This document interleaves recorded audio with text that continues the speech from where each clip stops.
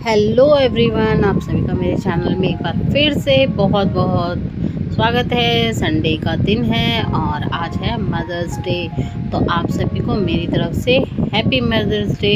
आप सभी अपने अपने बच्चों में और अपनी अपनी जिनकी माँ में सब में ही खुश रहें और खूब खुशहाल रहें। गर्मी बहुत है दिल्ली में और बहुत बुरा हाल हुआ पड़ा है। तो मैं नहा धो के लग गई थी संडे के नाश्ते वगैरह में, क्योंकि नाश्ता और ब्रंच दोनों ही साथ हो जाता है। तो थोड़ा सा मैंने ये पापड़ और ये क्रंचीज़ वगैरह फ्राई कर ली थी, क्योंकि मुझे पीनी थी चाय और हस्बैंड चाय नहीं पीते हैं बिल्कुल भी। तो ये मैं थोड़े से फ्राइम्स तल रही थी और जो बहुत अच्छे लगते हैं खाने में। तो ये मैं बाज़ार से ही लेके आई थी और उसके साथ ही मैंने कहा चलो थोड़े से उनको बना के दूँगी नींबू पानी, और मैं अपने लिए चाय बनाऊंगी।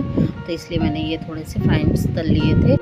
और चलिए फिर करते हैं बाज़ार जाने की तैयारी। तो ये मैंने तैयार हो गई थी। दोपहर का मैंने कुछ शूट नहीं किया क्योंकि बहुत ज़्यादा गर्मी थी और बहुत ज़्यादा परेशानी हो रही थी। तो यहाँ पे मैं तैयार हो गई थी जाने के लिए बाज़ार। और क्योंकि हस्बैंड की बाइक है पंचर, तो उसको हमें ठीक भी कराना है। तो ठीक करवाने के लिए वो कहने लगे कि पहले मैं चला जाता हूँ फिर तुम आ जाना। तो मैंने घर पे सारी लाइट्स टीवी वगैरह सब बंद कर दिया है और ये पहना है मैंने सूट और ये निकल के जा रहे थे हम। तो ये है छतरपुर और गुड़गांव वाला हाईवे। ये बीच में एक रास्ता पड़ता है और यहाँ से मुझे पैदल ही जाना था क्योंकि काफ़ी दूर है पंचर की दुकान, और बीच में पड़ता है नीम करौली बाबा जी का मंदिर। ये बहुत सुंदर, जो लोग जानते होंगे गूगल पे सर्च करेंगे कि छतरपुर में नीम करौली बाबा जी का मंदिर कौन सा है, तो ये बहुत सुंदर नीम करौली बाबा जी का मंदिर है। तो यहाँ पे मैंने कुछ देर दर्शन करे और पाठ करा। फिर उसके बाद में मैं गई। मैंने कहा जब तक आप बाइक पंचर ठीक कराओगे तब तक मैं बाबा जी के दर्शन कर लूँ। और ये बहुत सुंदर दर्शन होते हैं। आप यकीन नहीं मानेंगे, यहाँ पे मुझे रहते हुए मेरी शादी को 12-13 साल हो गए हैं। 13 तारीख को मेरी शादी को 12 साल होकर 13वां साल लग जाएगा। और मैंने इस मंदिर में मात्र 2 से 3 बार दर्शन किए हैं, ज़्यादा नहीं किए। और ये देखिए कितना सुंदर प्रांगण है।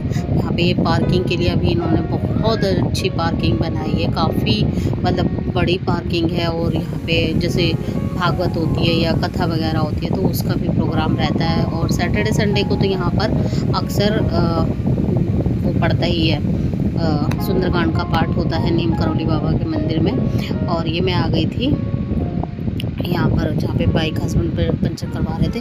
तो यहाँ पर उन्होंने साइड में देखिए कितना सुंदर मट्टी इकट्ठी करके, और ये देखिए लगा रखी थी पुदीना। यहाँ पे इतना पुदीना हो रखा था मैं आपको क्या बताऊँ। और फिर आ गए थे हम राशन लेने के लिए, क्योंकि मेरा और मेरे हस्बैंड का अलग है राशन कार्ड और ससुराल वालों का अलग है। तो हम लोगों को 2 जनों का राशन कार्ड मिलता है, क्योंकि राशन मिलता है और बच्चे नहीं हैं। तो यहाँ पर हम 2 लोगों का ही राशन लेने आए थे, पर राशन वाला था गायब और करवानी थी हमें KYC। तो KYC के लिए फिर हम लोग गए। जब वो आए अंकल जी, फिर हमने लिया राशन, और राशन लेके फिर हम चले गए थे बाज़ार। तो ये है अर्जनगढ़ में एक आया नगर नाम की जगह। गूगल पे अगर सर्च करेंगे तो ज़रूर मिल जाएगी। यहाँ पे काफ़ी बड़ा बाज़ार लगता है ये। तो गाड़ी से फिर हम लोग वहाँ चले गए थे क्योंकि मुझे लेनी थी कुछ सब्ज़ी। और यहाँ पे बहुत अच्छे से सब्ज़ी मिलती है। बहुत ही बड़ा आया नगर का ये कॉलोनी है। दिल्ली में आई थिंक शायद सबसे बड़ी कॉलोनी है। इतनी बड़ी कॉलोनी है, बहुत सुंदर। ये रोड पे ही मंदिर है, बहुत सुंदर मंदिर है। यहीं पे मैं आती हूँ शनिवार को पूजा करने के लिए। अब शुरू किया है मैंने आना। और ये फिर हम जा रहे थे आगे की तरफ। तो ये है अर्जनगढ़। ये देखिए ये है अर्जनगढ़ में आया नगर। तो ये एक मिनी स्टेडियम बना रखा है, यहाँ बच्चे खेलते हैं। छठ का प्रोग्राम होता है वो होता है। फिर हमने ली सब्जी मंडी में से सब्जी। और इतनी बड़ी आया नगर की कॉलोनी है कि यहाँ पे 2 सब्जी मंडी लगती है और काफ़ी बड़ी सब्जी मंडी लगती है। तो ये बहुत अच्छे से हमारे यहाँ पे कॉलोनी में दे रहे थे 30 रुपये किलो टमाटर। यहाँ हमें मिल गए 15 रुपये किलो टमाटर। यहाँ मैं आम ही पूछ रही थी, कच्चे आम ही, क्योंकि मुझे अचार भी डालना है और कुछ ना कुछ मैं बनाती ही रहती हूँ। करेले मैंने पूछे नहीं क्योंकि अभी करेले मेरे पास रखे हुए थे बने हुए। और फिर हमने लिए थे प्याज भी हमारी गली में हमें यहाँ पर मिल रहे थे 50 के 2.5 किलो, वहाँ मुझे मिल गए 15 रुपये किलो। और यहाँ भी मैंने आम भी पूछी, पर ये आम भी देसी वाली नहीं थी, दूसरी वाली थी। हस्बैंड अपनी फेवरेट पूछ रहे थे तोरई, जो कि तोरई थी 60 रुपये किलो। और यहाँ पे बहुत ज़्यादा मतलब कि सीवर की इतनी प्रॉब्लम है, बहुत पानी रहता है। और ये था आने के टाइम का बाज़ार का, और बहुत अच्छे से ये बाज़ार लगता है, काफ़ी बड़ा लगता है, काफ़ी बड़ी कॉलोनी है यहीं पे। मैं भी चाह रही थी कि मेरे लिए भी थोड़ी सी जगह मिल जाए, पर नहीं हो पाया।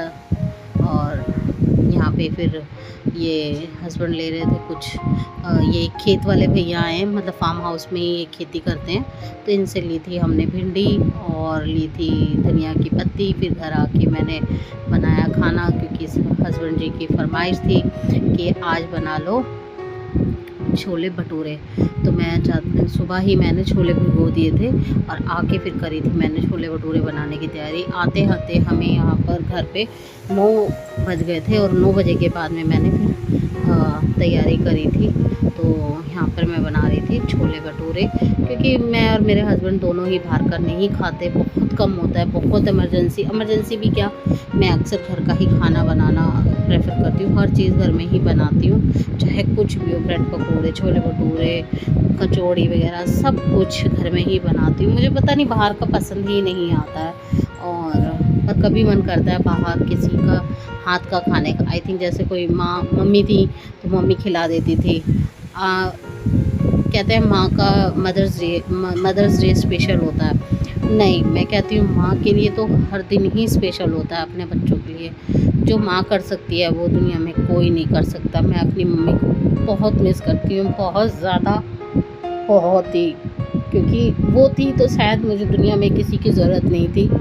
क्योंकि यूट्यूब पे भी मैंने अपने चैनल जब भी बनाए, जब मेरी मम्मी नहीं रही, मेरे पास में कुछ नहीं था, किसी से बोलना नहीं, चालना नहीं, और बहुत ही मिस करती हूँ, बहुत ज़्यादा। तो चलिए, यहाँ पे मैंने बनाए थे सूखे वाले आलू, क्योंकि मैं बना रही थी बिल्कुल दिल्ली वाले छोले भटूरे। तो दिल्ली वाले छोले भटूरों में मिलती है सूखे आलू फ्राई वाले, और यहाँ मैं लगा रही थी मैदा में मैं डाल देती हूँ इनो। और देखिए कितने फूले फूले गर्मा गर्म भटूरे बनके तैयार हो गए हैं। और मेरे घर में, मेरे ससुराल में सब लोगों को ये बहुत पसंद आते थे जब मैं सबके लिए बनाया करती थी। अब तो सबके काम निकल गए हैं, सब किसी को मेरी ज़रूरत नहीं है। तो यहाँ बना रही थी मैं छोले भटूरे, तो उनको गरम गरम खिला रही थी मैं। और आप भी आ जाइए छोले भटूरे खाने के लिए।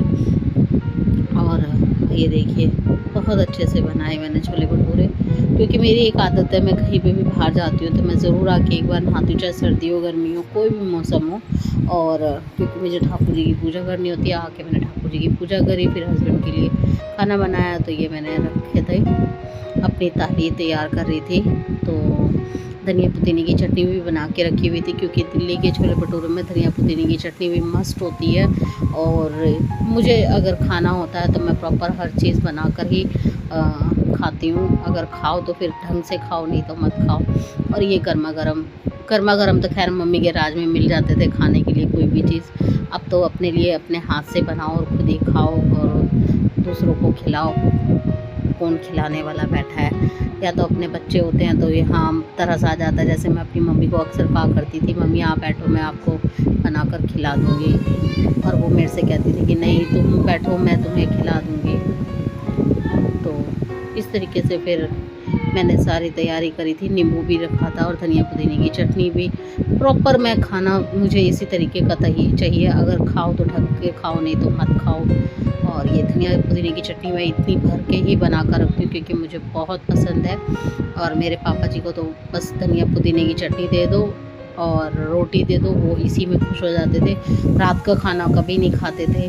तो मम्मी आपको मैं हमेशा याद रखूँगी, आप मेरी यादों में हो, आपकी ज़रूरत मुझे आज भी है और हमेशा रहेगी। आप नहीं हो, भगवान ने मुझे माँ बनने का मौका नहीं दिया, लेकिन मैं अपने भाइयों की माँ ही हूँ। इसलिए आई होप आपको वीडियो अच्छा लगेगा।